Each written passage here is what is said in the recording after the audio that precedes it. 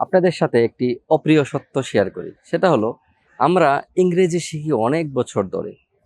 মানে আমরা যখন ক্লাস 1 থেকে শুরু করি আমাদের পড়াশোনা, আমরা কিন্তু ইংরেজি শেখা শুরু করি। মানে আমাদের ইংলিশ টপিকটা থাকেই 1, 2, 3 এইভাবে আমাদের অনার্স লেভেল পর্যন্ত আমরা ইংরেজি শিখি। বাট আমরা কি অ্যাকচুয়ালি ইংরেজিটা শিখতে পারি? আমরা আসলে শিখতে পারি না। আমাদেরকে যদি বলা হয় যে আমরা ক্লাস 1 থেকে অনার্স লেভেল পর্যন্ত ইংলিশ শিখলাম, ইংলিশ পড়লাম, শুধু একাডেমিক হয়তো বা অনেক ভালো করেছি। বাট আমরা কিন্তু ইংলিশটা আসলে বলতে পারি না। তো এটা কিন্তু অপ্রিয় সত্য। এটা আপনাকে মানতে হবে। কিছু, কিছু মানুষ মানে এটা পার্সেন্টেজটা খুবই কম যারা এই একাডেমিকের পাশাপাশি ইংলিশে কথা বলতে পারে, এই লেভেলটা খুবই কম এবং অনেক বেশি কম। আর বাকি যারা পারছে না, কেন পারছে না এটা আসলে এটার রিজনটা আসলে কি? এটার রিজনটা আমি যতটুকু মনে করি এবং যারা এই বিষয়ে অভিজ্ঞ ওনারা যে চিন্তা করেন আমি আপনাদের সাথে এই থিঙ্কিংটা শেয়ার করি আসলে। ওনাদের চিন্তাটা যে আমরা ইংলিশ আসলে শিখি বাট আমরা কখনো এটা অ্যাপ্লাই করি না।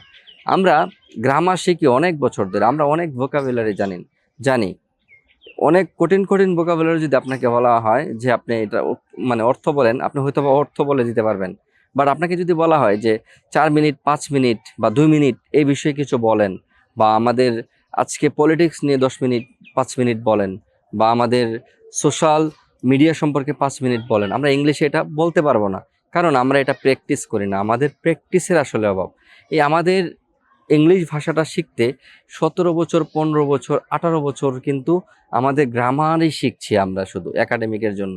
বাট আমরা যদি সর্বোচ্চ 3 মাস বা 4 মাস বা 6 মাস মানে গ্রামারটাকে বাদ দিয়ে ইংলিশটাকে প্র্যাকটিস করতাম, আমাদের গ্রামার অটোমেটিক শেখা হয়ে যেত, আমাদের স্পোকেন লেভেলটা অনেক ভালো হতো।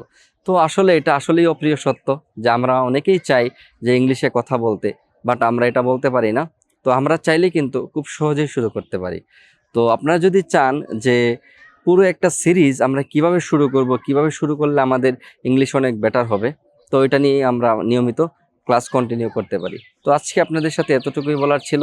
ইনশাল্লাহ আপনাদের সাথে আবার দেখা হবে নতুন কোনো দিনে নতুন কোনো ভিডিওতে। আসসালামু আলাইকুম রহমতুল্লাহ।